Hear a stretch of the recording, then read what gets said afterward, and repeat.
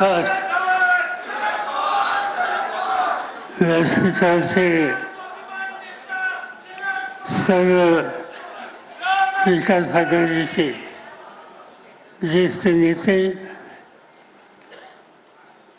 आणि गेली 2-2.5 तास अतिशय उत्साहाने या ठिकाणी आजच्या या सोहळ्यामध्ये सहभागी झालेले आपण बंधू भगिनींनो,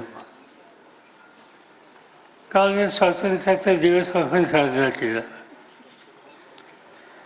आणि आज आघाडीच्या वतीनं उद्याची महाराष्ट्राची अशी दिशा काय राहणार आहे आणि जे काही महाराष्ट्रावर संकट आहे त्या संकटातून महाराष्ट्राची सुटका कशी करता येईल या संबंधीची एक दिशा महाराष्ट्राच्या खेड्यापाड्या शहरामध्ये जे आपले लाखो सहकारी आहेत त्यांच्यापर्यंत या आजच्या सोहळ्याच्या माध्यमातून पोहोचावी त्यासाठी आजचं हे आपल्या सगळ्यांचं संमेलन आहे. अनेक सहकारी मित्रांची वाटली जाईल आणि प्रत्येकानं महाराष्ट्रामध्ये जर परिवर्तन करायचं आहे त्यासाठी काय करण्याची आवश्यकता आहे याचं उत्तम मार्गदर्शन हे आपल्या सगळ्यांच्या समोर केलं.